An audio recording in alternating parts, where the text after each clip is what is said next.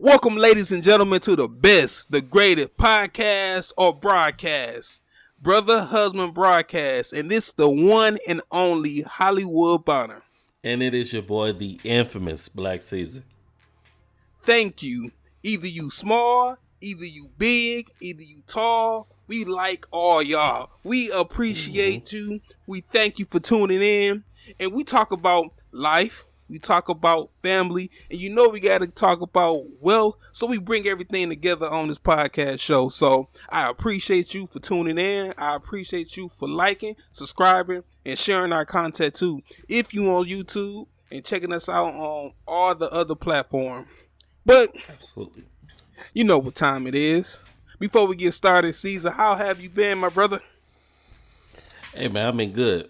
Actually, I've been in a really good mood. I done got signed up for school. Semester starts Congrats. next month. So I'm starting first semester back, going through the summer. Yeah, man, everything been good. I started back vlogging. Okay. So I'm gonna have some out for my vlog. I'll put that out later on. But yeah, man, everything been good. You know, can't complain.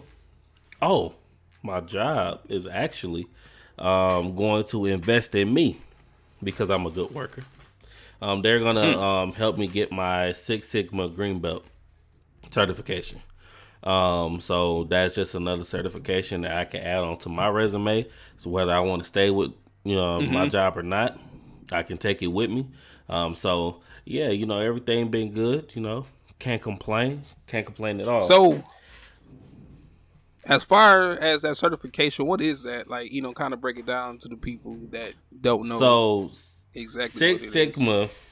Six Sigma is a that certification pretty much shows employers that you know how to manage, supervise, or run a team or project. Right. So with mine specifically, Green Belt, this is literally I will specialize in finding an issue, figuring out how the issue is affecting productivity, and then essentially finding the right people, finding the right product, and finding the right solution to help fix an overall situation. So it's like, from what I've seen, it's let's just say a car production company like GM. They noticed that their windshield wipers is poor, right?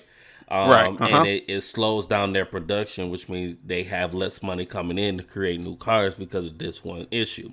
Well, as a Six Sigma Green Belt, it's my job to come in, not just look at the windshield wipers and say, oh, you need to change the windshield wipers. No, I need to figure out why the windshield wipers are poor to begin with.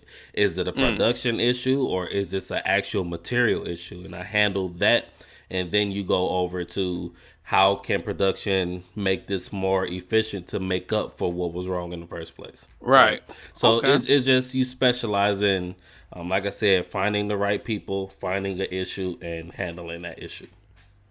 Oh man, you over there doing big things. Oh yeah, I'm trying, man. Oh, they're doing big things. Hey, it's always good to hear good things, But like I said, congratulations on that. Appreciate that. But as far as for me, I've been okay.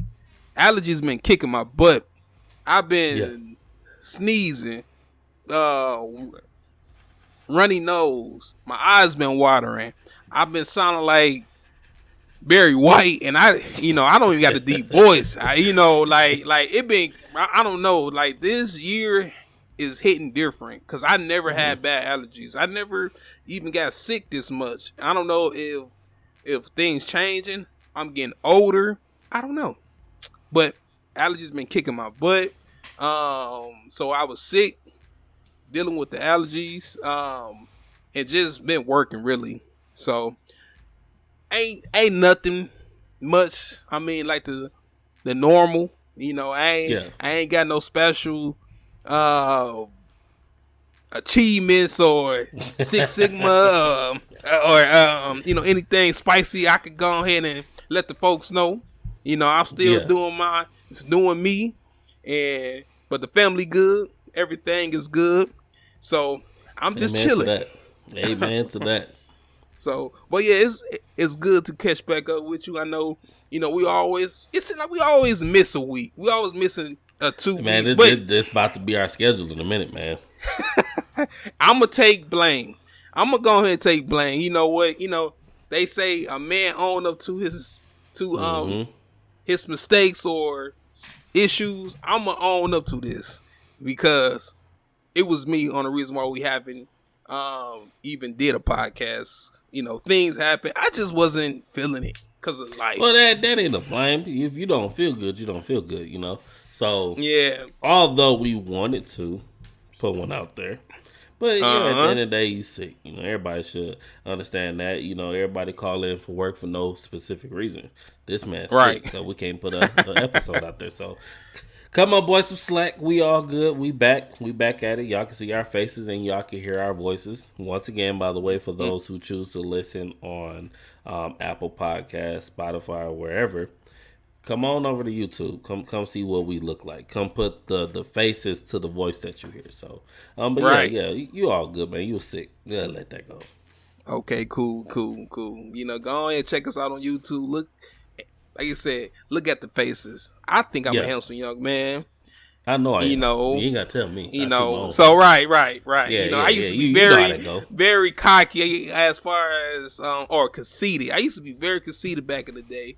But I still look good. I don't give a care. You might think I'm ugly, but that's your opinion. Don't blame me, blame your mama. But let's go on and jump right into what we gotta talk about on today. But a lot of people been thinking about this, and if you haven't not been thinking about this, it's okay, because that's why we talk about different issues. We talk about different topics. So if you haven't even thought about it, I don't judge you. Non-judge free zone. But Absolutely. we talk about legacy, and just think about what I'm saying. Legacy. We all have a legacy. We all will leave a legacy, whether it's good, whether it's bad, whether you could be proud of it or you could just be ashamed of it. But whatever you do in life, you will have a legacy. So we got to talk about legacy, and we got to talk about what we doing to leave a legacy for our family and for our kids and grandkids and great grandkids, so we can go ahead and represent our family to the fullest and to the max. Absolutely.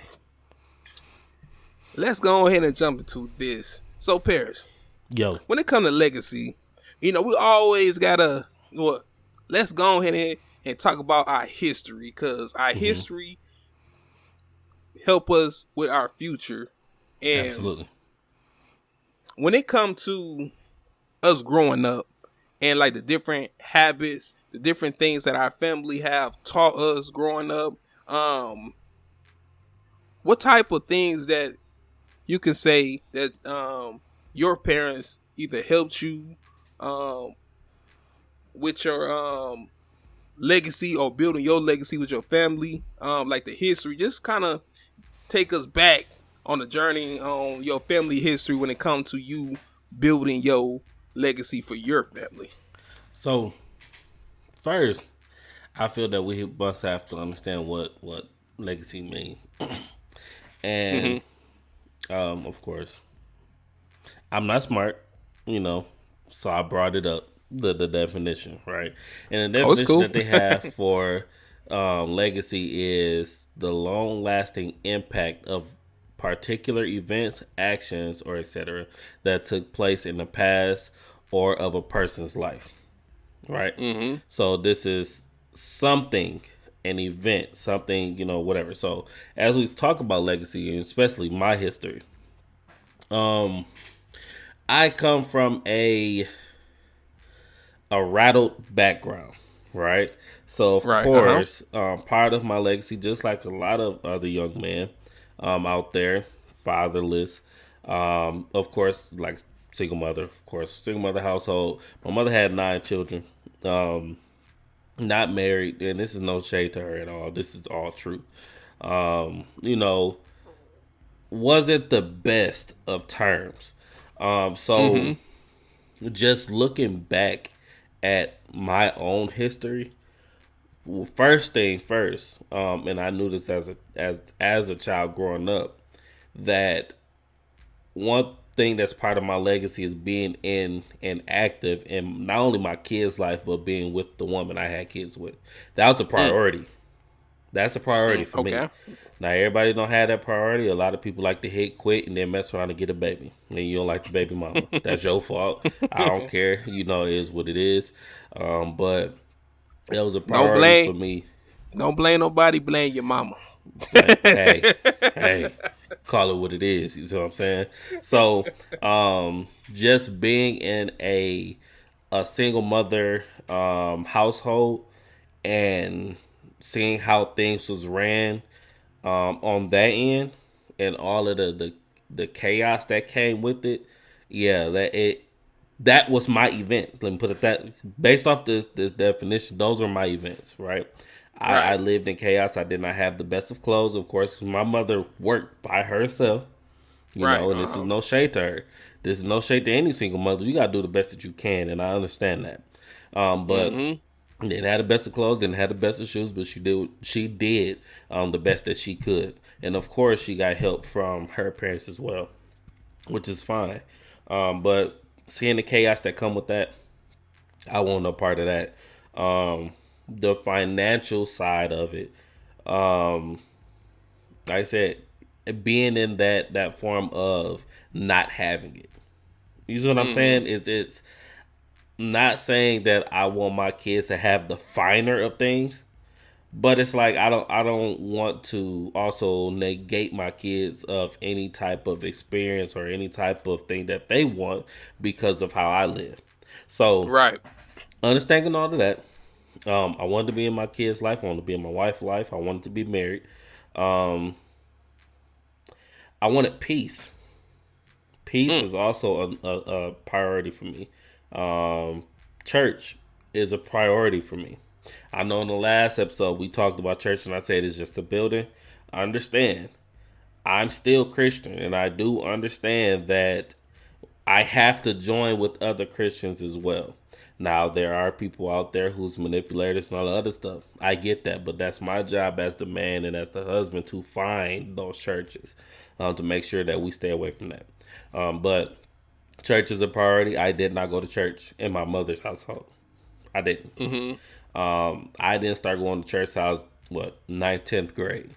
You see what I'm saying? So my foundation was completely off to begin with. So I wanted that foundation and... I wanted to be able to have some, and I'm still striving for this, to have money to do things that I want to do. Now it's more of make sure my kid's good. But I wanted to make sure that I had the money, and I'm still striving on that. I ain't rich yet. It's coming. I like that. I ain't rich yet. I ain't rich yet. I like that. I ain't broke.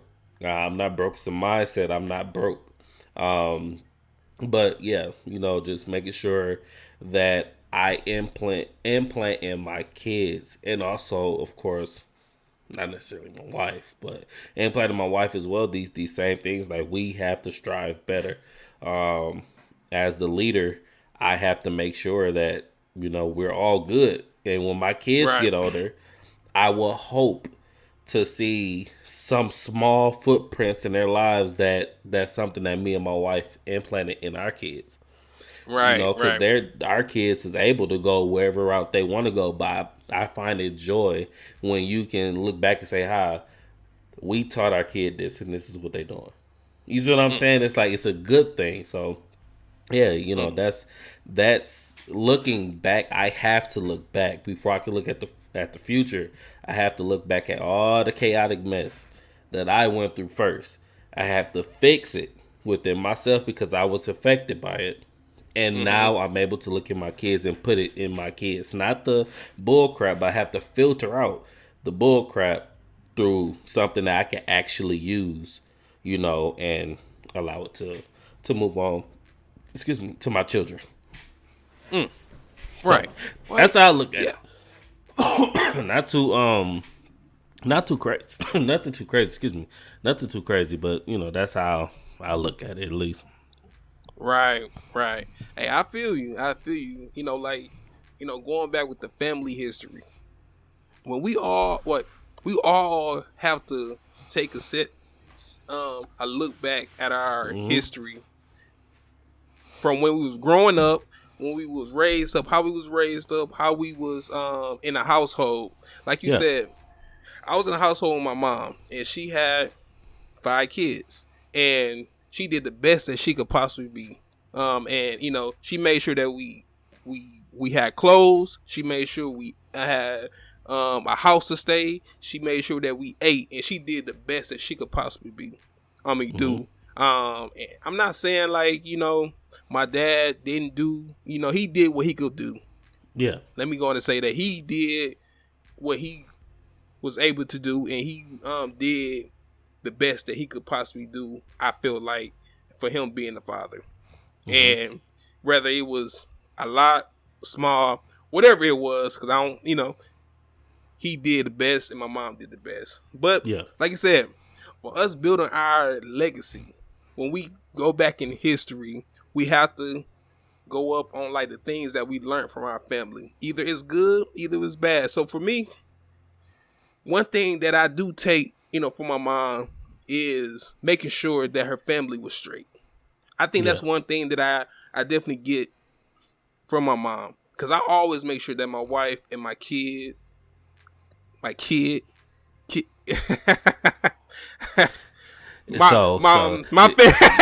I get where you're going there. But we get where you're going. I see it. I see another it. conversation for another day. Yeah. But you don't let that slip. Go ahead. But I'm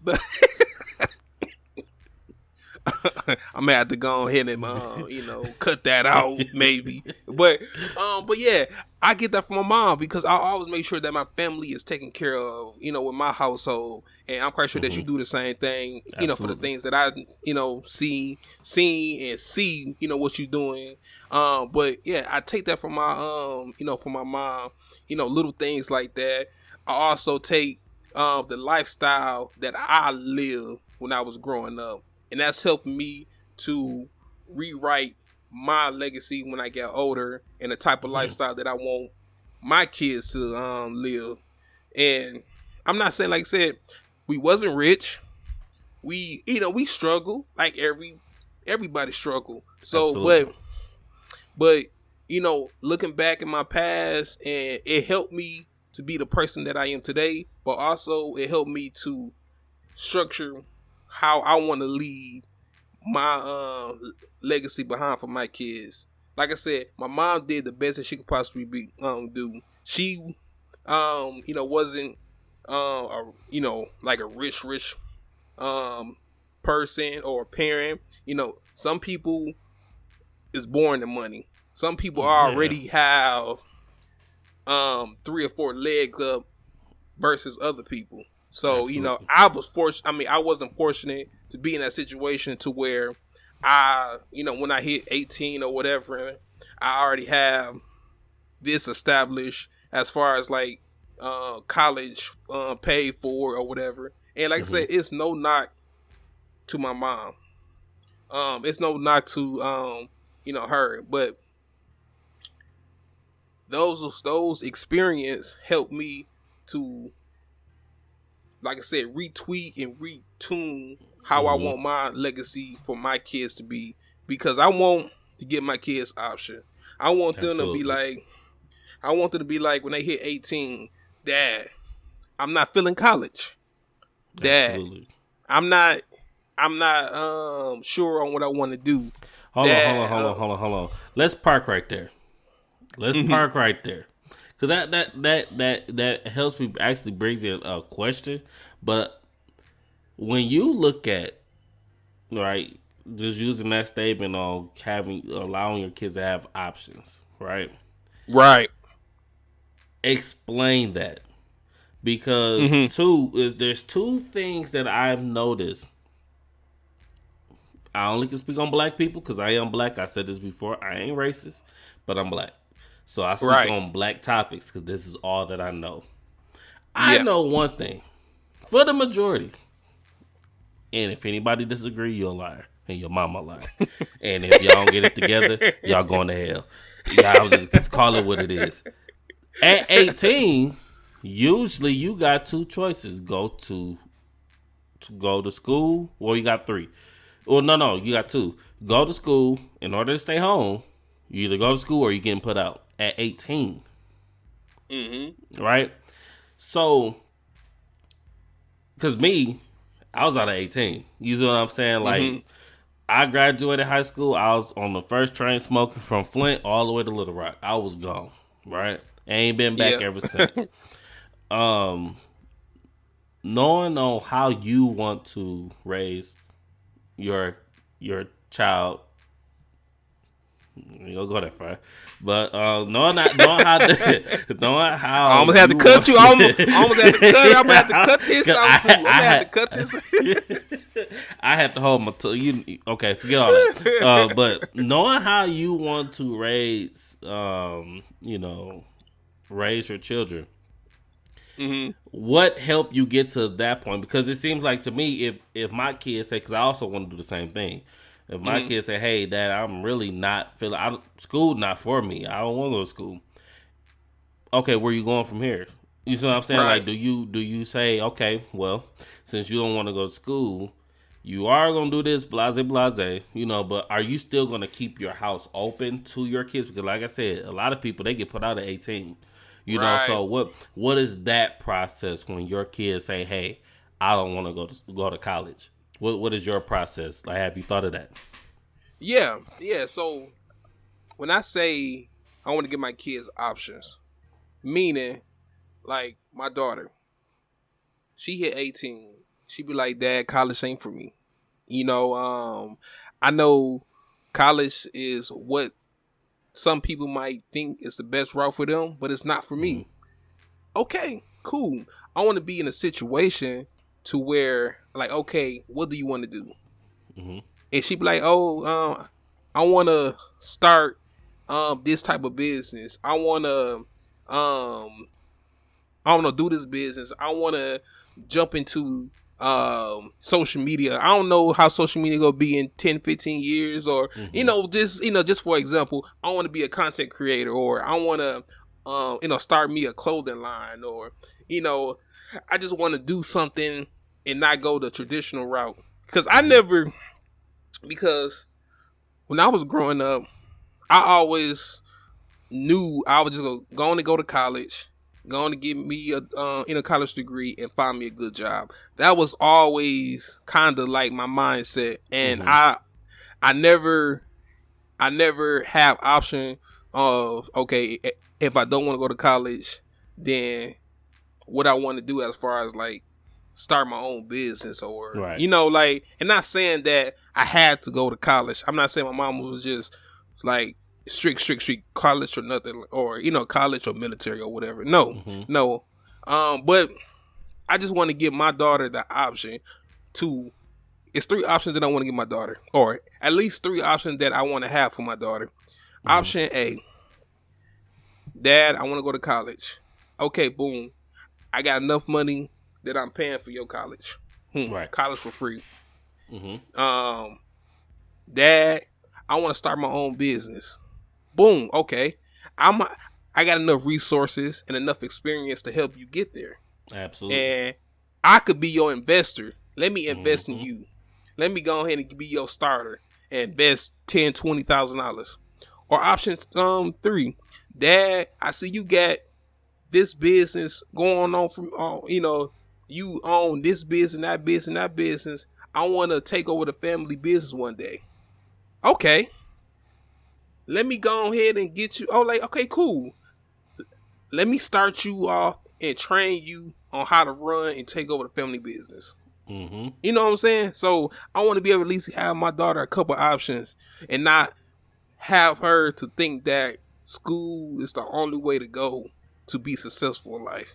Because reality, we always kind of hint to school and college. Like I said, you start college soon. I went to college, and I graduated college. And college, like I said, college is great because it opened up more doors. It does. I'm be honest. It it give you like an extra couple doors that you didn't even have without a college degree. So I get it. Absolutely. And but if I did have the option to be like, I want to start me a business, but my mind wasn't even like that. My mind, like honestly, my mind wasn't even want to be. I mean, I always want to be a business person, but my mind was, let me go to school first to learn and get some experience. Then I want to be a business owner. You know what I'm saying? My thing was, and this is very, very crazy how things change. I knew beyond a shadow of doubt once I graduated high school, I knew that I knew that I was going to go to college and I was going to be a band director because that's what I wanted to do. Right? My whole goal was to go to college, go to this HBCU, become a band director, come back to Flint, and be a band director for Northwestern. That's what I wanted to do, right? And here's the crazy thing. Mysteriously, the year that I was supposed to have graduated college, the year that I was supposed to at least get a job as becoming a band director at Northwestern, my old band director retired and moved. The opening was right there, but I never took the actual steps to actually stop, right?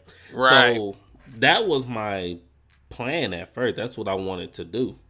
But because of course we had PJ at 18, got married at 19. My mind. Dang it. I didn't realize. Yeah. I remember Tierra coming home from college. I remember that day. Like I was like, and I, I don't want to. I remember, and some people might be like, Tierra and you. Yeah, his wife is my sister. So let's what's the name? So a lot of y'all don't know that. My sister. Yeah. I'm married to his sister. Yeah, absolutely. Yeah. Okay, I remember that day. So when PJ was born, that's where everything switched for me. I can't chase this dream anymore. Not as if I'm putting my dreams behind. That's not the case.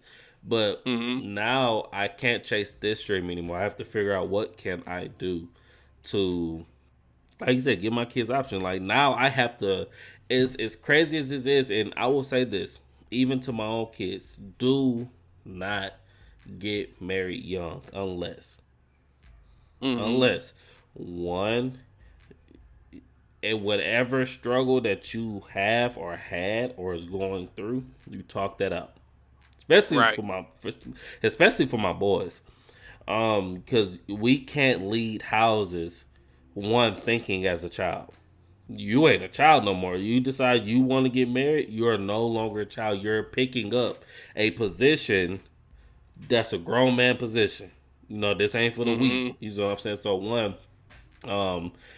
making sure that you got your issues aligned, talked out, and you spoke it with your soon-to-be wife or soon-to-be husband for my daughters, even though they better not get married unless I say so.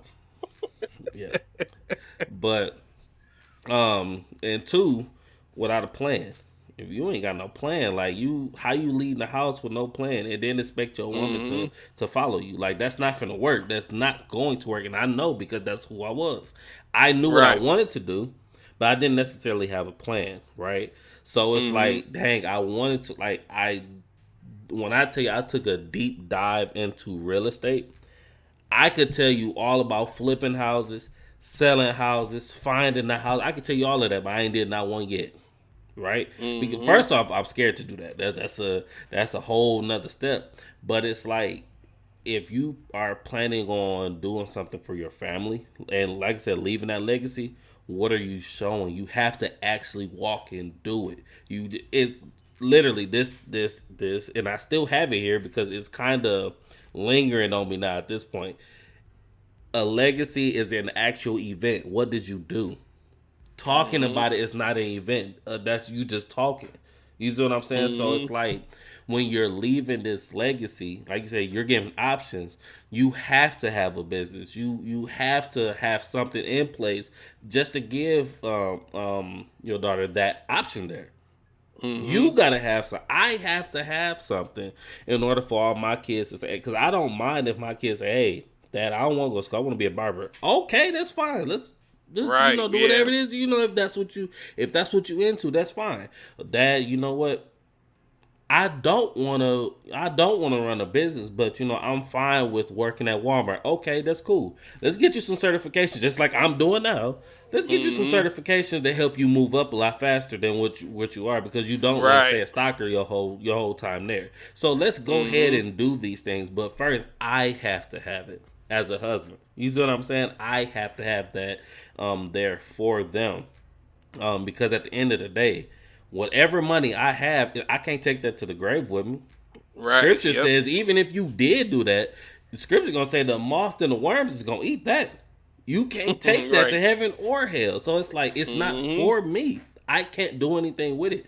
So I want to be able to not only just leave money, but let's leave a mindset for our kids, because that's what's gonna help keep it going. Because now they can say, well, you know what, my daddy did this and it worked for me, let me do it for my kids, and hopefully I can get my spouse to get on board to what I'm doing. You see what I'm saying? Right. All while keeping our prospective positions as husbands and wives. So yeah, definitely that's something. I don't want my kids to leave at 18. I don't want to. Now, if they choose, that's a whole different story. Legally, you ain't bound to me. That's fine. Right. But I want to reset that standard. My kids, you don't have to leave until you're ready. You see what I'm saying? Yeah. Me looking at, I was not ready for the world. I really wasn't. I was not ready to have PJ. I was not. I was not ready to be married. I was not. On a spiritual level. On a mental level, I was not there. Now, if I was now, hold on, I'm saying it wrong. Who I am today, if I was that at 19, I would be an amazing man. I would be amazing. Yeah. I'm amazing now. But if I was that at 19, 18, 19, oh, man. But that's life. It's life. Experience. Yeah. It's life and experience. Like, you have to do that. Like, you have to, in order to lead his legacy, you got to do something. You just can't sit around, men. You just can't sit around and do nothing. You have to want and get up there and actually get out and do it. It's an easy man. So yeah, I wanted to, sorry to cut you off, but I wanted to ask that question because I noticed you said something about options and that just piqued it like, bam. It was like, whoa, that's a good one. I mean, it's cool, but one thing that you said that it kind of stuck out to me, when you said, I want to leave a mindset. Yes. That right there, leaving a mindset for your kids in a great way. Yes. Would be worth more than money. Absolutely. If you think about it. Because at the end of the day, whether, we pass, because we all go pass. And Lord, I'm hoping that my daughter could bury me instead of me burying my kids. Absolutely. And bury me when I'm older. Once they are older. I ain't saying no. No. Look though. Legacies, you have to do that. You just can't think of the past and come to the present. No, you have to go all the way out. And of course, I'm 27 years old.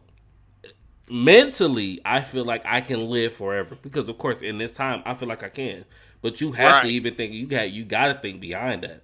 You have to think beyond that. Yeah, and like I was saying, leaving a mindset, because it's two mindsets. Well, it's two things that you will lead to your kids when it comes to mindset, and that could be good or bad. Absolutely. We have some kids that have so much damage, so much anger, so much hate in their heart, in their mind, because of daddy wasn't there. Mama didn't do this. Mama did that. Daddy did that. You know, Absolutely. and I'm talking, from the bad standard, you know, but in a good way. Daddy taught me these lessons that would stick with me. Daddy helped me to realize how to manage money. Mama helped me to realize how to be a better financial person. My parents did this. Even though my mom or my dad did not leave me money or tangible things. I might use that, right? Yeah, tangible things like money, cars, houses, or whatever. But it's okay because our parents did the best that they possibly did, the best that they can do. But when a parent, what I'm trying to say, I ain't trying to get off too much topic, but let me kind of bring it back. If you is a parent now, a new age parent, and your parents didn't leave you anything, it's okay. If they didn't even leave you with a good mindset, it's okay. This time, like right now, and you got kids, it's time for you to break that cycle, break Speak that it. curse, Speak break that generation cycle to where you may not have the money to leave your kid, or the house to leave your kids, but you can at least install a foundation, a good foundation, a mental good foundation, to at least get them a leg up in life. Absolutely. You know what I'm saying? No, that's 100% true. Because looking, like I said, mine was chaotic, and I don't gotta go deep into it. My childhood was very, very, very chaotic for no damn reason. I'm just gonna put that out there. No reason. And it shaped. Okay, so this is how I put it. I have a saying in my household. This ain't for everybody's, and it may not fit everybody. I have two sayings actually. One of them is your kids is going to show you what type of parent you are. Because at the end of the day, they're going to. The scripture says, train your child in the way that they shall go, and when they get older, they won't depart from it. That's Say good that and again. bad. That's good and Say bad. that again. Say that again. Train Say your that kids again. in the way that they shall go. So when they grow older, they won't depart from it. That's good and bad. A lot of Christians would like to tell you that's only good. No, that's bad too. That generational curses is teaching your kids in the way that they shall go. This is your traits that you taught them. Now they're following the same things. I went through that. I understand how these things go. And as a man, I know how generational curses can hurt a man, especially when he's trying to raise a household. You see what I'm saying? Now you have 6 generation of broken families on the father's side and 15 on the mother's side. What you think gonna happen in your house? The same exact thing if you don't get it together. That's why you got to look back. Talking about legacies here.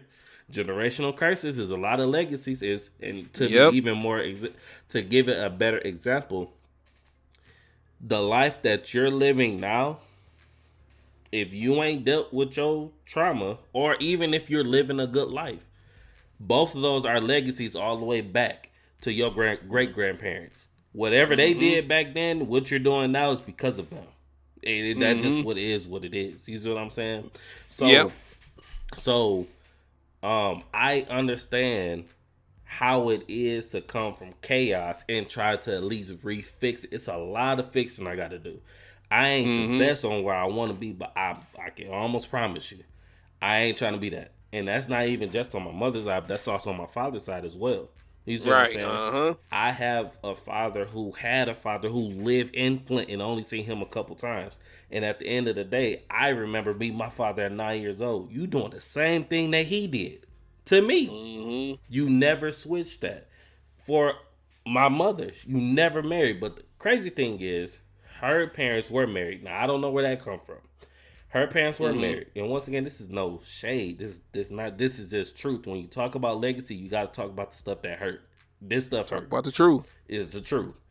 I don't know what really happened or none of that nature, but to experience a single mother, I never want any new age mother to go through what she went through, or to go through, or to allow their kids to go through what I went through. You see what I'm saying? Because there's a lot of things under a single parent household that could happen. Not saying that single mothers raise broken children, because that's not the case. Once again, God can give some also single mothers, but I never wanted to put my woman through that. You see what I'm saying? Right. So Yeah. you have to be able to change your mindset. And like I said, the tangible stuff is fine. That's cool. You can give $1 million to your kids, and their kids will give $10 million to their kids. But if your mindset is not right, by the time your 10 million, if you get it, because like I said, your mindset got to be right to even hold it. If you had a bad mindset, you're just teaching them the same exact thing. So even if you had, by the time you passed, you had 15,000 that you saved up that's going to your kids, and you wasn't responsible with money, your kids is not going to be responsible with money unless they change their mindset. Yep. So And what? had to put that out there. Had to put And that out there. and basically what you just said, like the statement that you just made is considered a generation curse. Yes.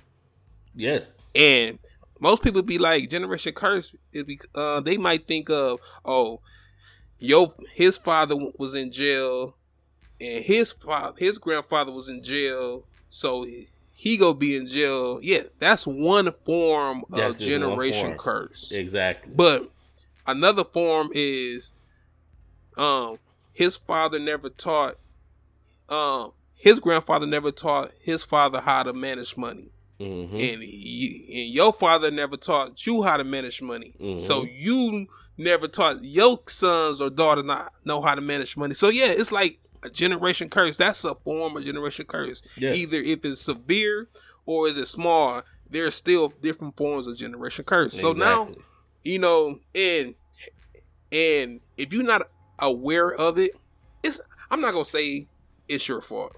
No. Because most times, little things like that, being financial free, or being, let me say, financial savvy. It's not your fault if you never really thought about teaching your kids, to manage finance, because you was never taught never taught it. Yeah, so that don't hit your mind like, I gotta make sure my kids know this, unless you just start getting older and you start investing time to learn. Then that's something different. You know what I'm saying? Yeah. So see, the issue becomes where you were taught it and you choose not to do it. Now you're a fool. You see what I'm saying? When you had the structure, you had the foundation. Now you are creating a generational curse on your own. You didn't just walk into this. You see what I'm saying? You had the foundation and you were foolish with that foundation. I say for anybody, I don't care what your circumstances is. If you had and you came from a good household and you mess your life up, you are a fool. You a damn good one at that. I'm gonna put that out there. Like I like, what's his name? Jadakiss, the rapper. I just found out that he had father and mother in the household.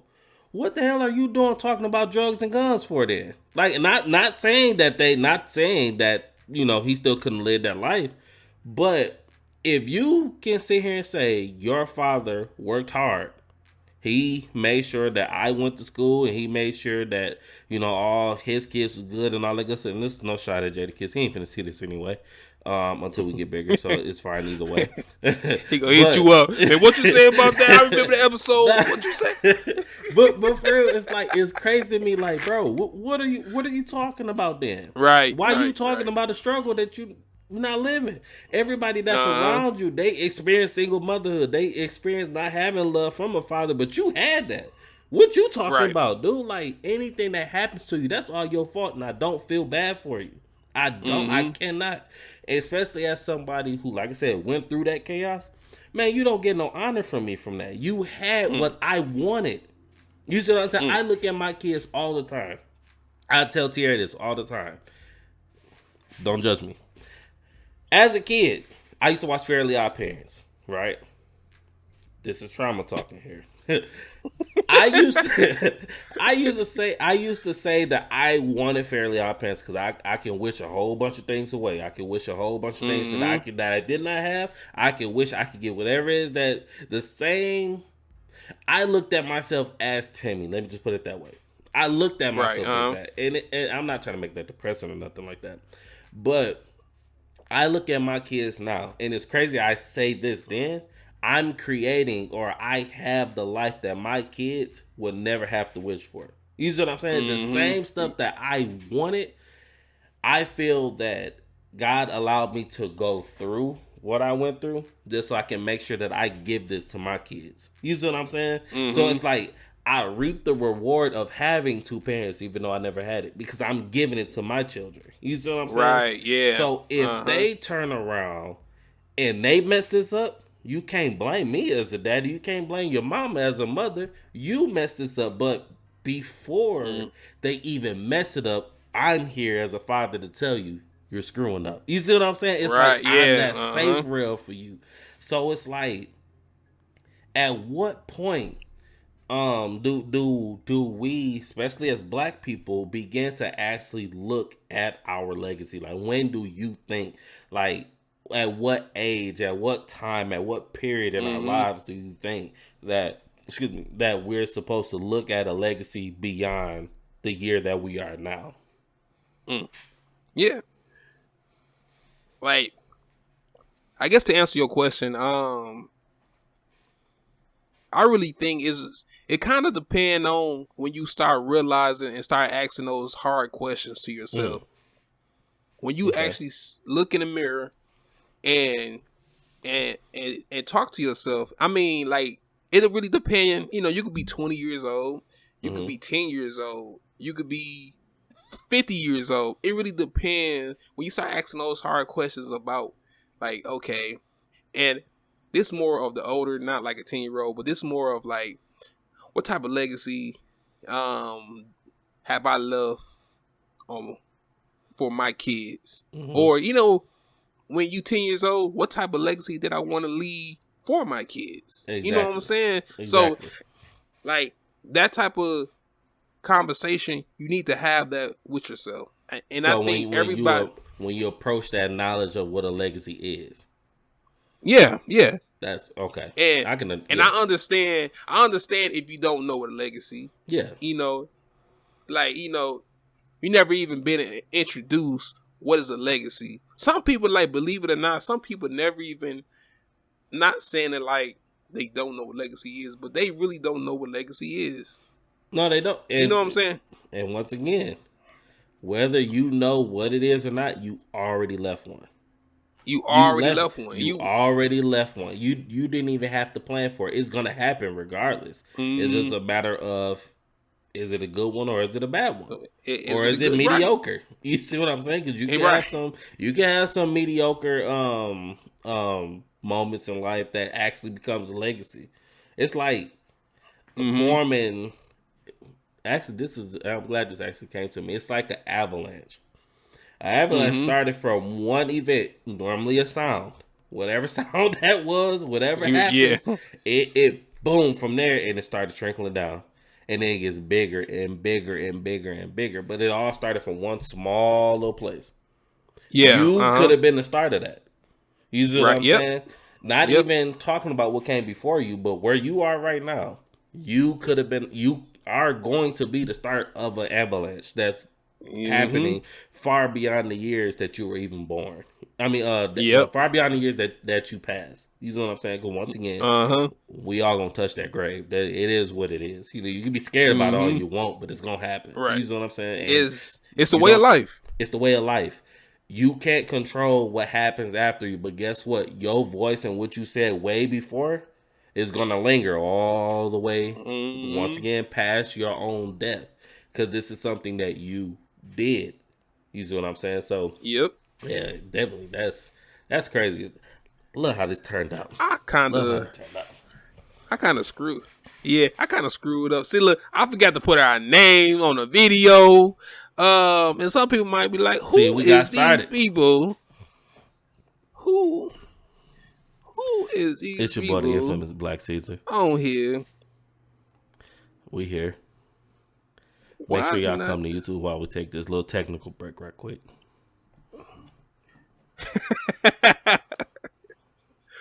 Commercial break. Why As is it we not taking the showing up? commercial break, just want to thank y'all for continue watching it. We do appreciate y'all. Hey, they should see it by now. It's all good.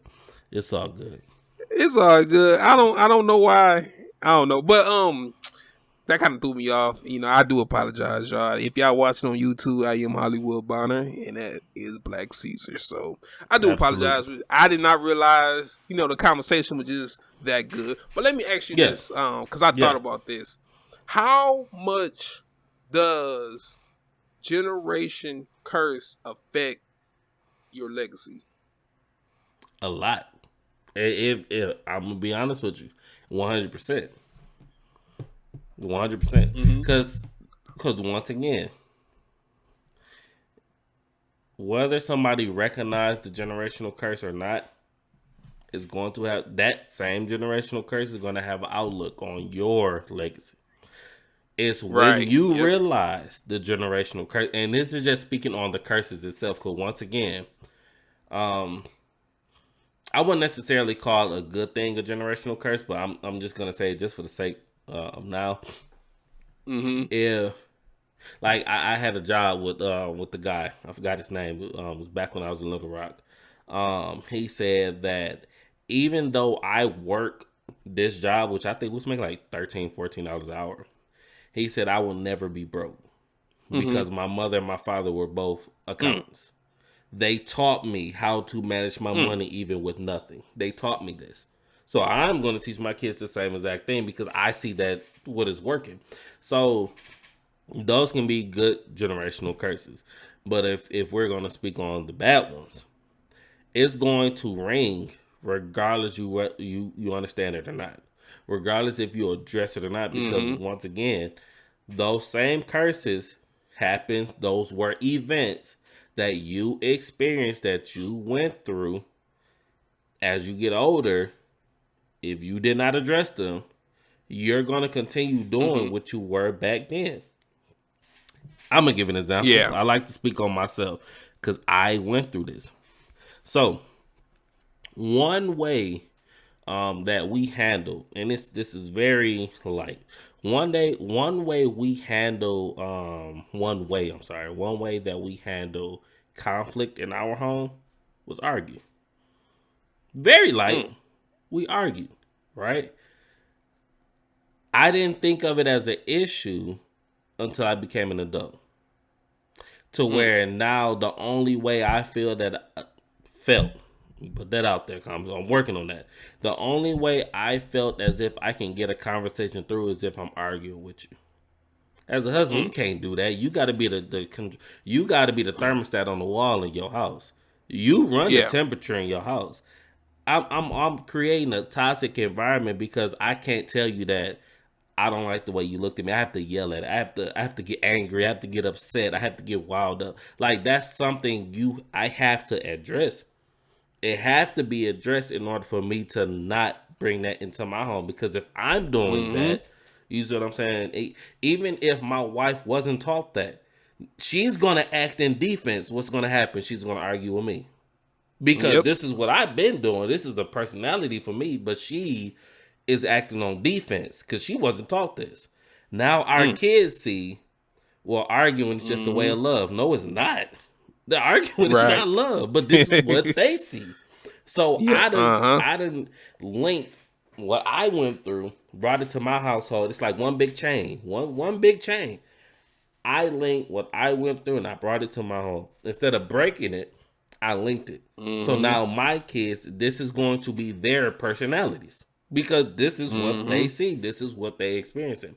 So my belief is your generational curse, whether you believe it or not, whether you know what your generational curse is, if you don't get it in check, it's going to run your legacy.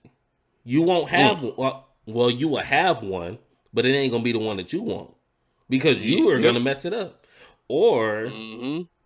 once you understand what that generational curse is, you be foolish not to handle it. But Mm-hmm. if you handle it in a mediocre way, you're gonna have a mediocre legacy because you still got some issues. But if you have it Mm-hmm. and you break that generational curse, you get to rewrite your legacy. Mm. You see what I'm saying? You get to rewrite it because now you have a different outlook. You went through something, you experienced it, you went through it, you experienced it, now you change from it. But the Mm. first part is to actually change. That's the hardest part, especially as men. Mm-hmm. We can be prideful on a lot of things. We can be Yeah. stagnant on a lot of things. Yep. However you handle what you went through, if you don't handle it, you're gonna see it. If you handle it in a mediocre way, you're going to see it. If you handle Mm-hmm. it in a good way, you're going to see it. So it's gonna happen regardless. It like whatever you went through, you're going to see that curse, whether it's a curse, a good curse or a bad curse. You're gonna see it. Yeah. I agree. I agree. And I do feel like, your generation curse does affect your legacy. Like you said, I mean, like either you go follow the trend, Mm-hmm. whatever generation curse that it is, either that could be a high school dropout or, Mm-hmm. just for example, like little things. Or you can understand the generation curse but build from it. Like you said, Mm-hmm. rewrite your legacy. It's never too late to rewrite your legacy. Even if you, like I said, even if you 40, 50, 60 years old, you could always at least rewrite your legacy or You can. try to improve what you did or try to fix at least something of it. Mm-hmm. Absolutely. You And know I what I'm do want saying? to point So this yeah. out too. I do want to point this out. I ain't argue with my wife, by the way. I don't do that. I used to. I was You a kid see, back then. Let me go you to clear that up before, you hold on, hold on, live hold on. and you You learn. live and you learn. No, I'm not calling my wife out her name. I the only way I speak to her is in love. That's the only way. But once again, if you do not handle your issues, especially as men, I said this in the last episode. Um, in some way, shape, or form, the leader is always at fault for what's going on, whether it be good or bad. I said that, Hmm. and I mean that 100%. Because as the leader, you're agreeing. If you're taking that leader role, you are agreeing to oversee whatever's going on in your Right. house. In your house, if you ain't, if you call yourself the leader of the house, for one, if you ain't get your monsters checked that you got in your back closet, them monsters Hmm. gonna do way more than peek out at night. They gonna Mm. come out and run rampant. They gonna Mm. run your house. You know what I'm saying? That's the first thing first. So as a leader, you have to be able to look at that and address it. And excuse me, after you look out and address it, you as the leader have to make sure that them demons don't come back out. Because if they Mm. do, you should be able to see it and address it. If you don't, Right. it's all your fault. Whatever happens from there is your fault. And Hmm. I don't like to place blame on anyone, but I take being a leader, I take it serious. You know what I'm saying? Because for one, this is my livelihood.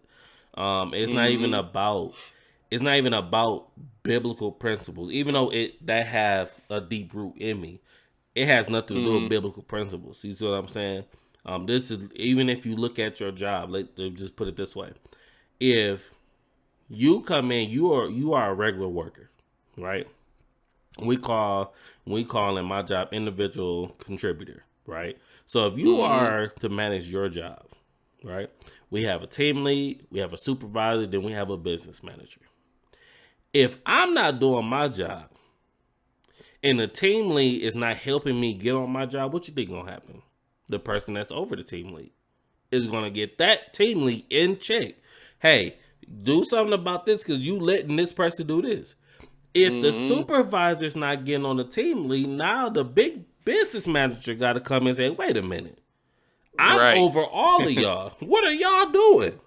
All the way that I got to talk to each and every one of y'all. One, because this individual person is not doing your job. I got to talk to you.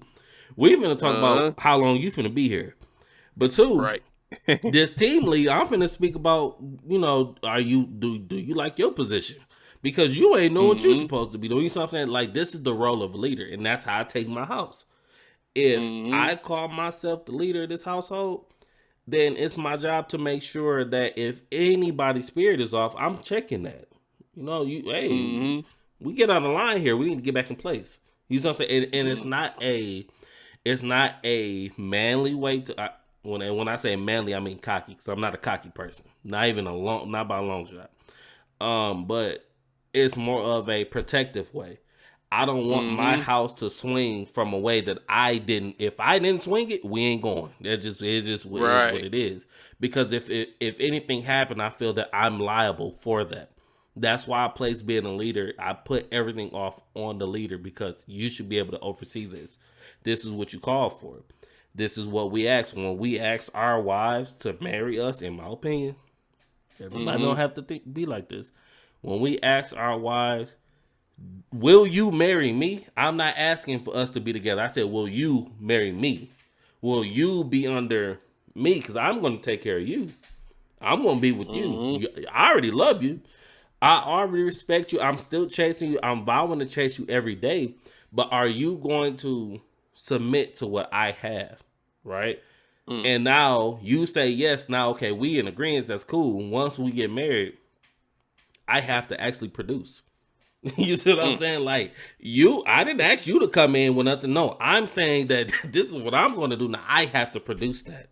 I have to get that going. This is all on my shoulders. You see what I'm saying? And then when if I need you to help, hey, help me. You see what I'm saying? And as a wife, I'm not going to say that's your choice, because in my household, we have these biblical principles.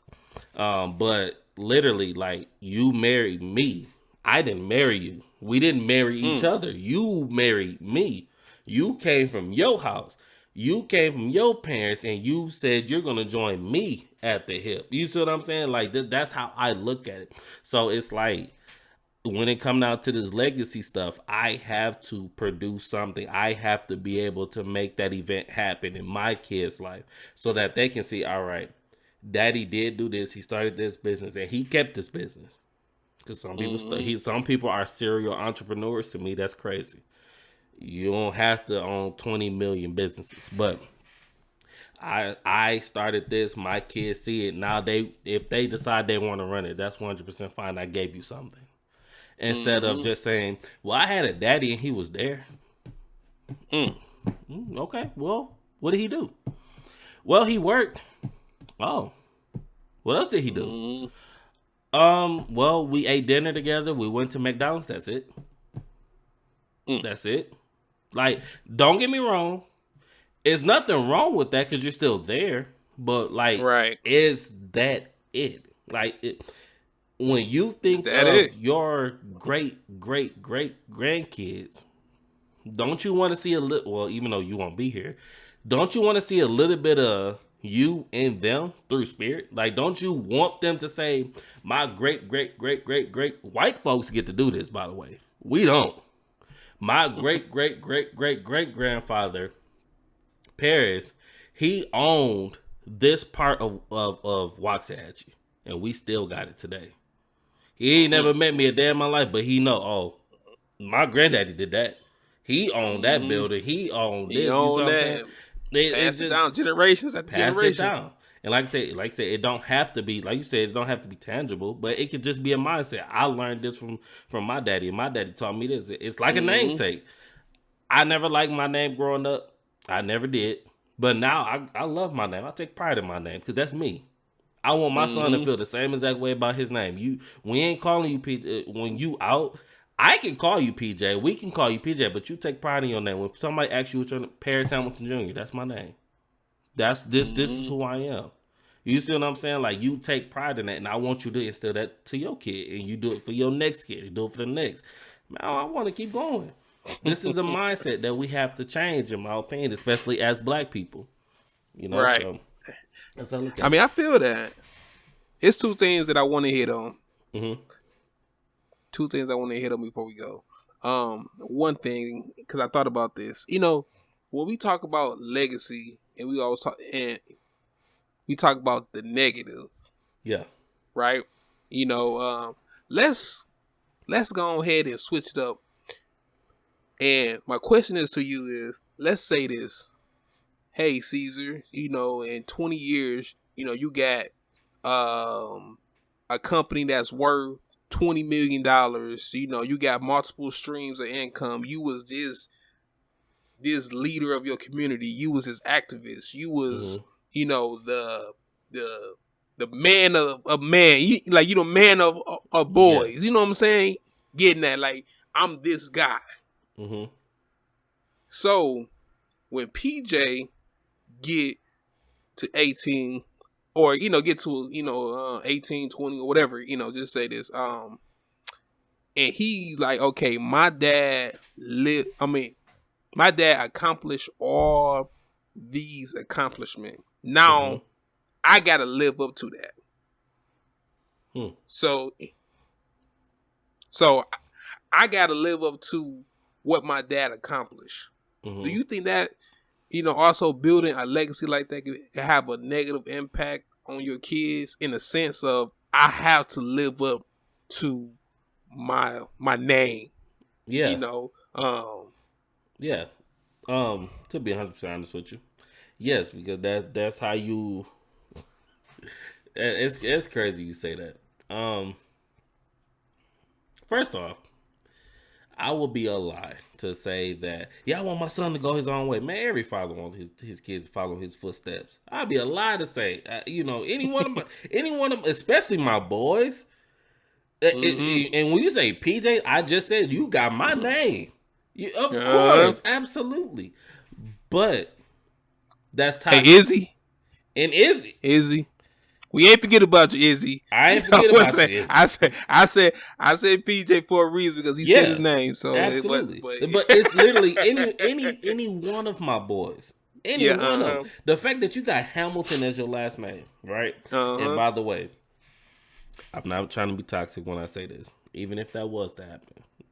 I'm not saying it will. But even if it was to happen, I created that name. So my father can't take joy in that. I did this. This is me. You see what I'm saying? So I do want to put that out there. But as far as this, just say PJ, you know, as far as that, because truth be told, PJ is that person, right? He is that boy where I feel that he will try to live up to my standards, right? It go all the way down to anybody who know me, they know how I feel about Ohio State. Don't start. You know how I feel about Ohio State. Ohio State have like a special part here, right? It's like, this is where Ohio me and State Caesar like, really disagree. This is where we disagree at. It don't matter. Don't matter. It's fine. We can agree to disagree. You know, I'm fine with it. You know, but they have Ohio State football program have a special place in my heart. They really do, right? PJ, and so does the Raiders. PJ has become a super fan because he's so much of a super fan, especially for both. Well, I'm gonna speak on the Raiders. He's so much a super fan of the Raiders that even if I say, hey, I want the Saints to win the Super Bowl, he look at me crazy. Like, what you mean? We Raiders fans. Like, we don't do that. It's right. Like it's like he want to live in my shadow, and that's a whole keep that. He wants to live in my shadow. Keep that, because I'm gonna come back to that. That's a toxic thing. Even though I love it, that's just edifying me. That's not edifying him. That's not doing nothing for him. That's my ego. You see what I'm saying?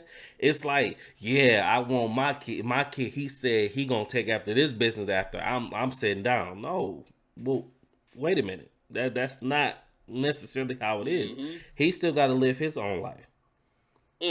You see what I'm saying? It's like you have to be realistic with this. Of course, I will want PJ or Izzy to take after my name and to be this act. What if he don't want to be an activist? What if he want to work behind the scenes? What if he don't want to own the business? What if he don't want to do that? Now I'm going to force him? No. Because for those men who want their kids to do that, they force their kids to do things. A lot of them kids end up on drugs. My kid ain't finna be no crackhead. So,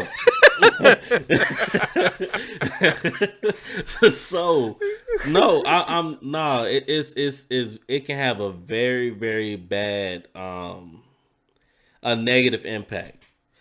Unless that's what your kids want to do, in my opinion. So if this is something PJ wants to do, absolutely, 100%. But it's my job as a father to safe rail him.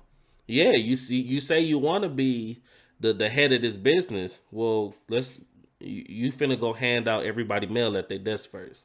Yeah, I know I'm the business owner, but you finna go do this first. You finna work here and work your way up. Because I didn't start this business and it was just here. No, I had to work for that. I had to work for somebody else and understand how businesses work. I had to go to school. I had to get this. I had to get this. You don't get the safe ride. You don't get to elevate your way up there. You see what I'm saying? So, no, it don't work like that to me. But, yes, it can have a huge negative impact because it becomes like you're forcing them to live in your shadow. Like, they won't be able to be themselves because every time they speak to somebody, oh, man, you just like your daddy. Man, I'm my own person. I'm me. Like, I'm PJ. I'm not Paris Senior. I'm PJ. He think different than what I think. I don't want my kids to be in that type of environment because, you know, they will get into that. Like I said, they have the shadow. I'm dead and gone, but they see Paris. They see Paris Senior. They don't see PJ.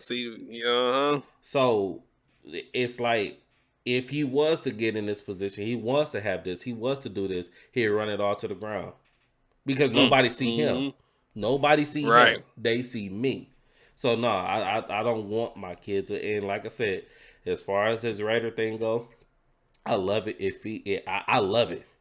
I love people say, dang, the daddy and the son. Yeah, he my road dog. But I say now I have to stop that because it can grow wrongly. And I'm trying to get him now. He kind of understand that he can like whatever team he like.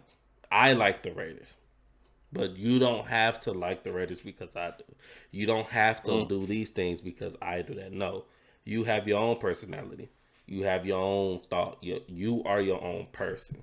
So be that person to the fullest. Don't let me overshadow that. Don't step in my footsteps in that type of manner.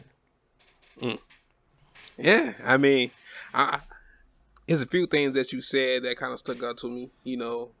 But I do agree with you. I mean, like for me, it's only one thing that I want all my kids to take after me. What is that? One thing is them being Detroit Lions fans. That's one thing. You know if the one thing, I don't give a care. I don't care. Detroit Lions. You know what they say, right? You know what they say, right? Sometimes you gotta go for where you were born. Nah. So by right, baby girl is a Cowboys fan. Everybody in Arkansas is a Cowboys fan. Hey, you know they say, I never want to disown my child. But let her be like, hey, Dad, I'm a Cowboy fan. You know what? I think everybody in America feel that same way. So yeah, you know what? It's all good. You know, it's all good. I can definitely understand that. You can say every other team, but Cowboys, no. Come on, man. We're not doing that. See. it only makes sense, for my daughter if she a Lions fan, then her husband, let's say, is whatever fan, Steeler fan, Eagle fan. Then okay, I get it. Follow your husband. If your love, from the Lions came from your dad. Now you got you a husband, and you love him, so the Eagles, Steelers is your team. I get that. Okay, I need cool. you to come tell your sister that. I still get called a coon. I mean, Candace don't even rep Lions, and I'd be like, I don't want to disown you around here. You gotta respect me, man. I do all this. You can at least make sure wear these the bills Lions paid. Shirt. I mean, I don't want to wear that blue anyway. I mean, who wants to wear that? But at least do it for your husband. At least do it for me. But you know what? I don't even stress the issue. But kind of going back to it and stuff. Yeah, I can see like the negative impact for trying to live in your parents' legacy.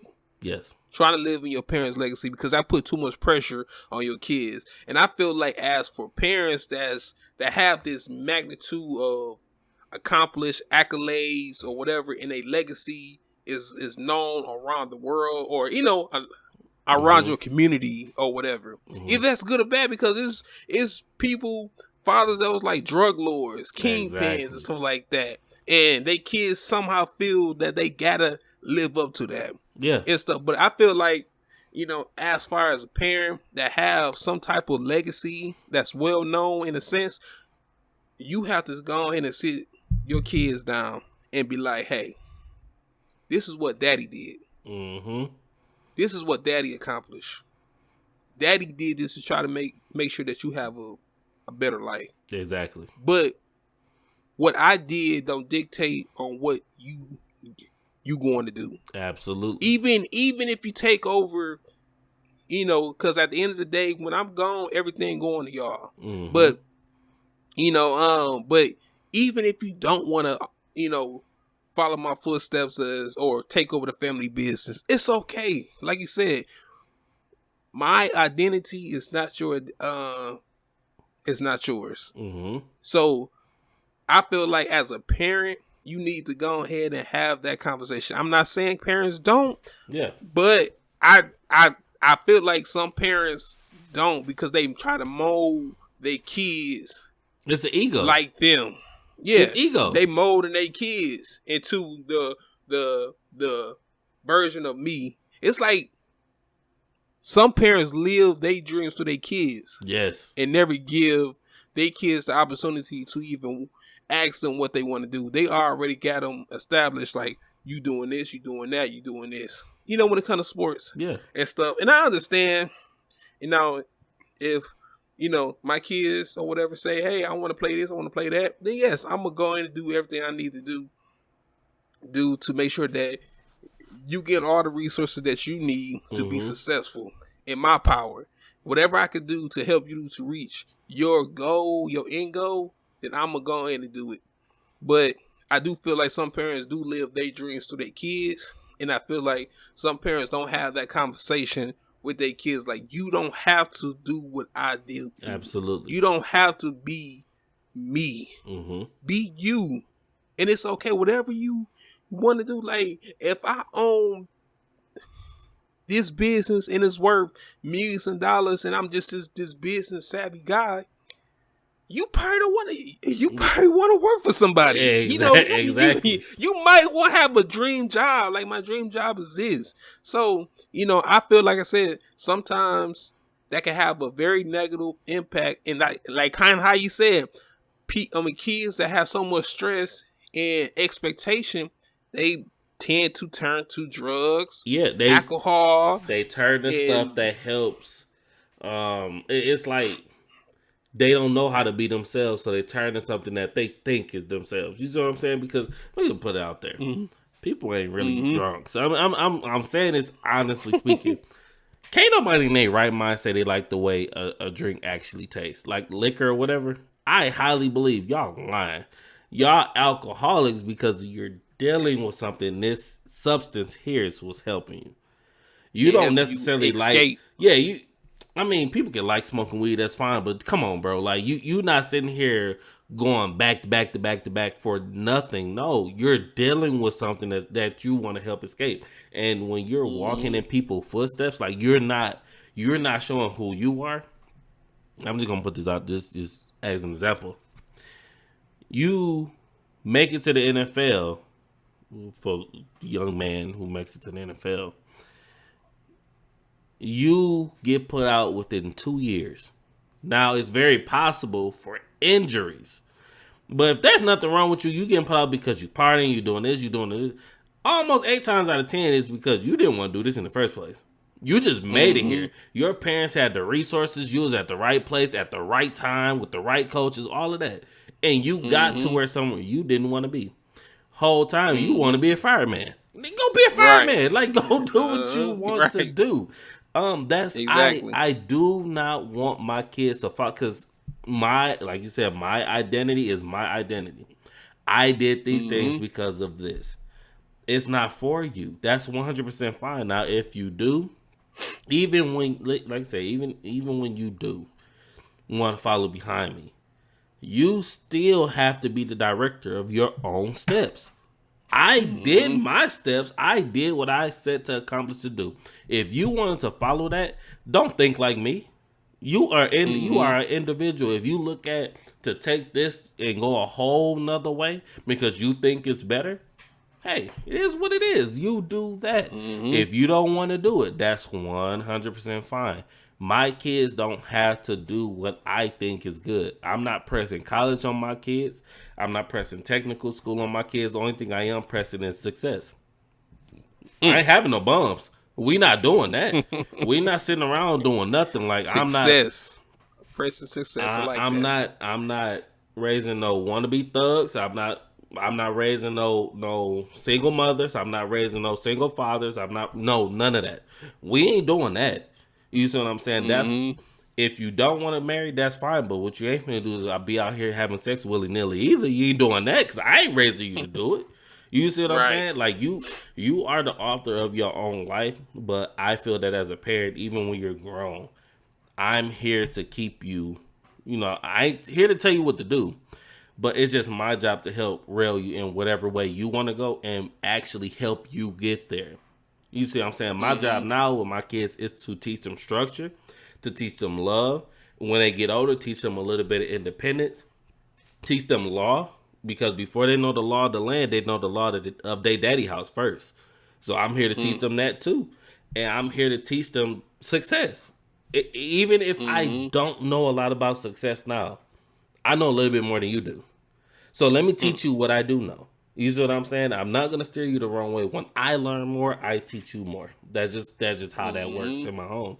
So yeah, I'm not raising no bums, but I definitely don't want to raise my kids to think they have to do what they daddy did. Because man, you're an individual.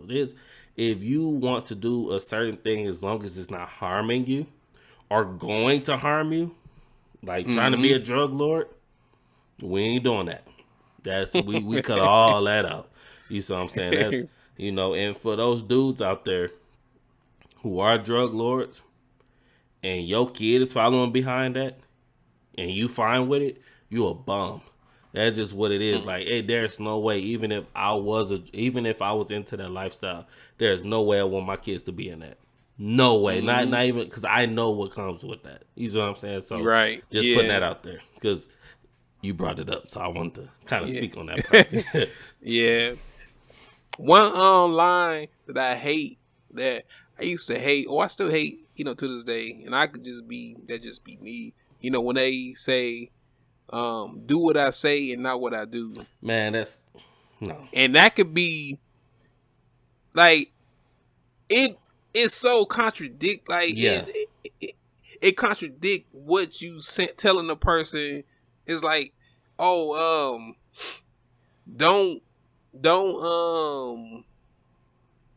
do drugs, or you know, don't smoke crack or whatever. And but you doing it in my face. I'm doing it in your face. You know what I'm saying? Like, what's the name? Like, what's the name? That's one thing that I just wanted to say. But let me go ahead. Let's hit on this one little last thing that I want to hit on. You know, but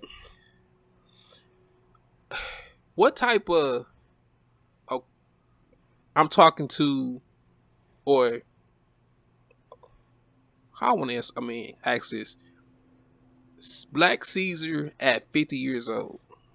Okay. You know, Black Caesar at 50 years old, and like I said, you know, we don't know what we gonna be. You Don't know, know. that's like that's 23 years from now for you, and it's 20 Mm-hmm. years from now for me. So, Black Caesar, 50 years old, what type of legacy do you at least want to have established in a sense, for for yourself, for your kids at 50? Black Caesar at 50. So I actually have the luxury to say one. When I'm 40, PJ will be 20. Mm-hmm. So if I'm 50, PJ will be in his 30s. Kennedy will be in her late 20s. Izzy will be in his mid 20s, and Zuri will be early 20s. So they're all adults. By the Zuzu. time I'm 50, they're all adults. Mm-hmm. Um, that's actually a really really tough one because 20 years is really not that far away. 23 years is I not that know. far away. um, realistically speaking, on the legacy sense, once again, I believe in putting things in action. Right? Mm-hmm. If I'm not working for myself, I'm running somebody's company. That just Mm-hmm. flat out top. If I'm not working for, I'm running somebody else's company. I'm I'm high up the chain in somebody else's company. That's how I look at it. Mm. Yeah. If I'm not doing it myself. Um, but being a fact, oh, by the way, I changed. I forgot to say this earlier in the show. I didn't necessarily change my major, but something Okay. happened with schools, right? And side note. So I Mm-hmm. told you I was going to Western Governor, right? Right. For like scientific. For health information management. So Yeah. Yeah. I Yeah. wanted Yeah. to be Okay. I was be way off. big person in the hospitals, right? That's because Okay. that's where Yeah. the money at. That's where the money at. Cut that check. They cut the check. Now, what I didn't tell was well before that, I was trying to go to school and with one of these community colleges here, at least get my associates out the way. Yeah. I was trying to go to one of these colleges for psychology, right? Okay. And the reason is because I come from so much turmoil, right? Mm. That I want to be able to not be a psychologist. I ain't trying to give nobody no drugs. All right, I ain't trying to do that. Put nobody on these Yeah. crazy pills and nothing like that. But I did want to get in therapy.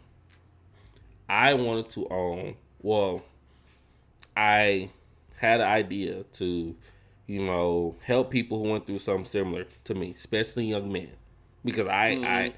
I pride my. I don't pride myself, but I hold myself to a certain standard now because of where I come from, and that Mm-hmm. ain't it is what it is with that. But for some odd reason, the door for Western governors was closed, but the door for psychology have opened simultaneously, all within 2 days. Right? Mm. So for some odd reason, financial aid was not going through over here. I don't know why. Financial aid was not going through over here, but it opened up on this end. So it's like Mm. I feel that God is leading me to where this is where you should be. So I'm doing that. I forgot to put that out there. Mm. Majored in psychology. But Was by for that, you, uh-huh. go be for you, and Yeah, it I'm a literally firm is. believer for that. Literally is like that's. Side note again, I don't care what people say, right? I don't care what people cannot believe in Christianity or whatever. The God I serve is real. I'm sorry, because this is financial aid normally goes well for everybody. It goes unless you did something crazy, which normally you weren't going to class, Getting bad grades and stuff like that, financial aid can possibly be cut, but nothing happened on my end, and yet this door was closed. You see what I'm saying? So it's like I went over here for the money because I know it will be good. I know that money's good over there, but this is something I genuinely wanted to do, right? Outside of being a band director, because I understood my struggles. I understood what I went through. I understood my trauma. This is how I want to help people get out. Because of course, not only I have experience, but I have my Christian values that led me out. You know what I'm saying? So that was a side note. But at 50, if I'm not running someone else's business, I'm helping change the mindset of those who been through what I've been through. And by the time, like I said, my PJ will be in his 30s, and the rest of my kids will be in their late middle 20s. Man, that's a hard question. Shoot. Because you want to say, yeah, I'm on my house. Nah, you don't know that. Right. You don't know that. Right, yeah. So it's hard to say that. Like I just want. It's okay. I want to keep that mindset. Right now, I'm gonna say mindset. Yeah. Mindset. I want my kids to, and my legacy. Let me rephrase that. Not my kids. Let me speak on myself. I want to be that example that I tell everyone else. And in the word of the Christian world, I want to actually be the light, because that's what I'm here for, to be that actual light. I want people to see, yeah, God got to be real, because this is where he was. This is where he started. This is where he ended. Where he once was, people could have killed themselves because of what the stuff that I went through. Man, a lot of people off themselves for that. A lot of people be on drugs because of stuff I went through. I want to be that light to show, like, yeah, nah, I have God who protected me through that, all of that. You see what I'm saying? Yeah, I had to go through it, because as Christians, we're not always called to live a happy life. We're not. Truth is, we got to experience some stuff. The scripture says, yea, though I walk through the valley of shadow of death, I shall fear no evil, for thy rod and thy staff comfort me. That does not mean that you ain't going to go through that valley of death. You have to go through. God's going to protect you, yeah, but you still got to go through that valley. You still going to have hard times. You still going to have hard experiences. So I want to be able to say that I have lived, I'm that example, and actually help folks get out.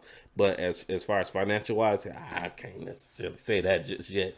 Right. That takes active planning.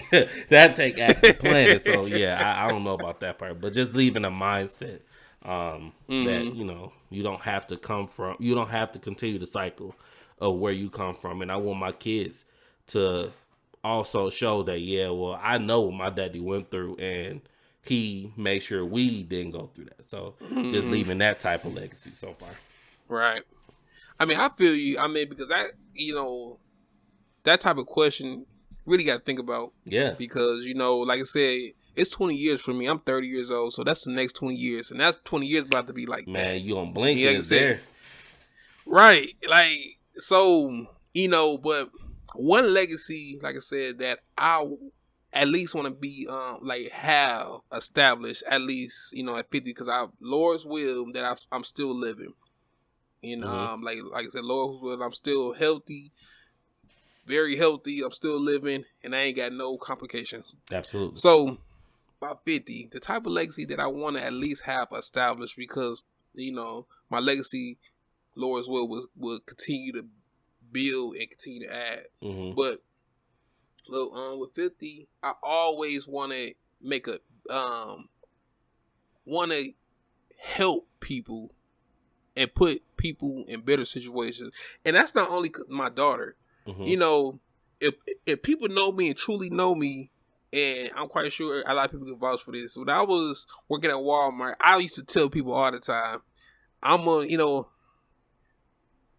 get this business, and I'm gonna have a job for you. Absolutely. I'm gonna make sure that if you cool with me, and I'm gonna make sure, I'm gonna have an opportunity so you can better your life. That's my Exactly. legacy. I want to be in a position to better people's life Mm-hmm. and give people opportunities to better their life. That's the legacy that I want to have at least established by 50 is have opportunity or open up doors for people to better themselves. And And that by the could way, that's be facts too. Y'all, a lot of y'all don't know this, man. Not trying to get, not Damon Wayans, Marlon said on Don't Be a Menace. All right, that's enough of the sentimental stuff. Not to be sentimental, not to be sentimental, but for real, this is really, really, really. First off, I believe that you are going to do all that, right? That is call it what it is. I believe it. I believe in the vision, regardless if I'm part of the vision or not. I 100% believe in it. You see what I'm saying? And that's 100% true. I have heard that before. So he ain't lying when he say this stuff. A lot of people be capping. They get this. yeah. They get that position, man. I don't even know who you is, bro. Who you? Right. See me drive my Bentley. You out here driving your bucket. Hey, Right. who Yeah. you, bro? Don't call me, man. I don't know you. He ain't like that. Like I believe in it though. But that's 100% true. Real good guy. Yeah. And that's, like I said, that's my legacy. And I tell people all the time and stuff, just give me time. If you can give me time, trust me.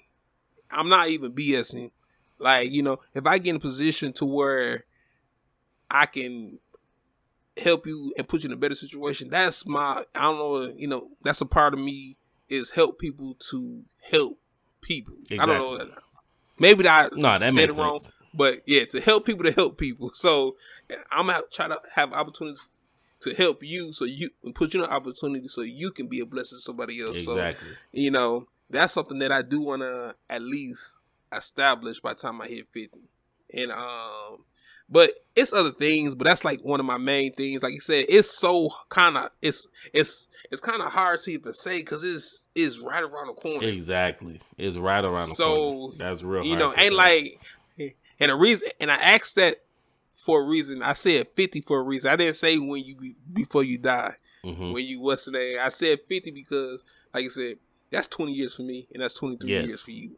Yeah. So that's I said on a financial note, man. On a financial note, that's kind of hard because you look at, we know some 50-year-olds, we know 55-year-olds, 53-year-olds, and look where they are, and it's not a. When I say that, that's not a bad thing. It's not. But once again, we have to touch on this topic. It's more of, how were y'all raised? Like, what is something I can learn from y'all being where y'all at right now? Regardless if you look at it as bad or not, what is something that you can teach me now? So where when I get your age, I won't be in this position, or I can be much more, or to make sure that you guide me. Because let's be real, regardless of what we all went through, whether it be our parents or whoever, I'm still working on this. Sometimes you do have to go back to your elders, right? You do have to go, because I say that I want to be that side rail for my kids. I ain't running your life, but when you feel like you want to go over the edge, come lean on me first. Come talk to me. We gotta be able to go do that with our people. And if you don't have good relationships with your parents or whoever, it can be any old person. It can be somebody like I love when I was working in Little Rock, my manager Morris. Man, that was a good guy. He is a good guy. I love speaking to him. He unintentionally give wisdom. So do Kev. And you know Kev. Kev is my boy. You know what I'm saying? Anytime I talk to him, whether it be about scriptures or just whatever, he's giving off good knowledge. And these are older people who's able to do this. You know, and I say older because they're older than me. Right? I tend to talk to a lot of up in age folks. I don't know why. I feel God blesses me because it helped me. Just speaking to those older people to see what was their legacy like. What was something that you wanted to leave your kids? Now, what is something that I can do now to keep me from that from that position. You know what I'm saying? Right. Hey, yeah, I get it. Hey, bro, and I understand. Like I said, knowledge is never stopped. Yeah. And that's when you stop trying to seek knowledge. That's when you stop trying to better yourself, Yeah. or you stop just say it is. I'm just done. I'm done. Like I can't do it no more, or whatever. But if you even never thought about legacy, if you've been thought about legacy, if legacy been on your mind, but it's just something like I could think about it later. It's never too late to think about it, or it's never too early to think about it as well. So Absolutely. if I was you, regardless of what age, just at least think about it. At least take 5-10 minutes and just break things down on what you want to do, what type of legacy you want to leave for yourself. Absolutely. Let me go on and say that the legacy that you want to leave for yourself, and how people remember you and your name, and also the legacy you want to leave for your family and kids. But that's everything I had to say.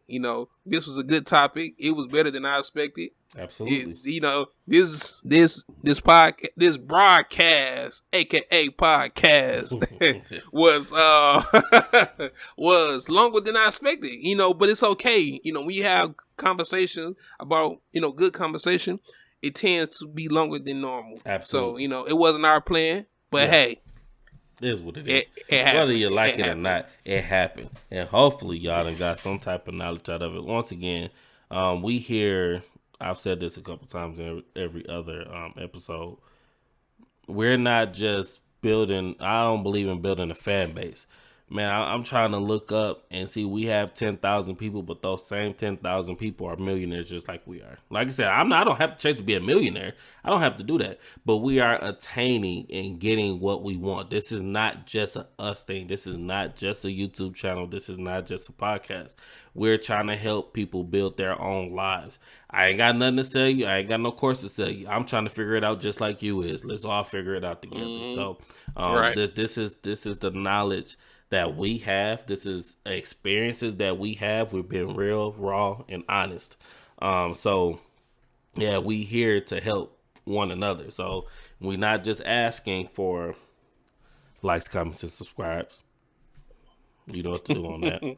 We're not just asking for that. But literally, like, we ask you to actually engage as well. We give out last 2 times. I'm not going to do it this time because I ain't look. But the last few times we gave options for you to help build your money and help build your wealth. This time we talk about legacy. We ain't got to talk about that this time. Where do you see yourself right now? Once again, you can be that avalanche. It's going to be a good one or a bad one. This is going to help people. This is going to help your family, or it's going to hurt them. It's going to harm them or whatever. This is your choice. And where you are right now, this is where you begin. You begin talking to yourself and you begin talking to your significant other. Where do we see ourselves? How do we see our legacy from here? And what change do we have to break to get there? You cannot expect to be or have this $1 million legacy if you're still handcuffed to a broke mentality. You cannot do that. It don't work like that. I don't know where these jewels is dropping. I feel God is giving these words. I really do believe that this is all. You've been dropping jewels all day. All day. Like, I hope y'all catch them, but this is not scripted. I promise you, it's not scripted. But like, we have to change our mindset. Like, this is the season that I'm in now, and I think that's what it is. And I'm gonna come back and listen to it, and it's gonna bless me again. I'm just saying that now. But like, this is Tierra will tell you, I am in the season of changing my mindset. That's the absolute hardest thing to do. It's not easy because you have to accept the faults within yourself. You have to. You have to look and see where you messed up. And then you have to come to God raw and honest. Hey, this is where I messed up at. This is where I need help. This is where I notice I can't do this on my own. I need you. And I believe he's going to come in and help with that because you're being honest. It's not that he don't know. For those who are Christians, it's not that God don't know that you're struggling. He see you struggling. He's just waiting on you to ask him to help you. That's all he needs from you to do. Because you can't you can't keep living like this. You see what I'm saying? And when we talk about legacies, you have to talk about the bad parts as well. It's not just mama and daddy did me wrong. Sometimes it's okay, this is where I messed up. I can't keep blaming it on them. Because I recognize them, that's fine. But now I can say where I'm aiding into it. So we trying to build this community of people who think like-minded, because we're all going to get the same thing when we are. So that's enough rambling. I'm sorry. Apologize about that. But no, go ahead, man. Talk your talk. You know what I'm saying? Talk your talk. Talk your truth. That's the truth, man. That's the truth. Talk man. your truth. It's the truth. You got to be honest. Yeah, when you start being honest and true to yourself and truth to the whole life, ain't nothing wrong with that. And what you said might just touch one person, and that's how I go. Just I'm not trying to sound like churchy or whatever, but if we could touch one person and at least to make them start thinking, I would be good. Like I said, at the end of the day, I want to help people to better themselves. And this right here is a start. Our platform right here is a start.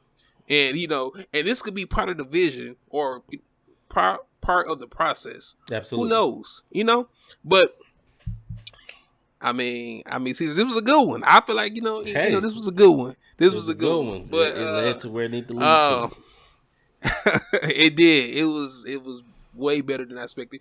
But I appreciate y'all. Keep rocking with us. Every week we go get better. Every week, every episode, our content may touch you. It might not, like everything that we talk about might not even be for you. Absolutely. It might be for someone else. And it's okay. But as long as you just, keep rocking with us, we appreciate you. Absolutely. We appreciate you. We appreciate everybody. Like I said, it's a few that rock with us. And I appreciate you. I really do. Yes. But that's all I have. And I already know the first person that's going to comment from the bottom of my heart. Thank you. I'm telling you. Thank you. We going to bless her. She knows she is. Every video, she comments. And I love it. Because it helps. It gives, I hope she see this.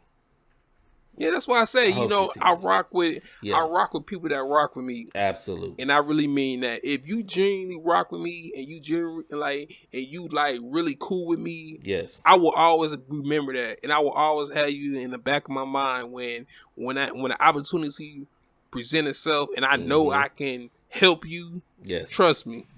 That's me. Yes. But this is your boy HollywoodBonner. And this is the infamous Black Caesar. And we'll catch you on the next one. Peace. All right. I'll let y'all.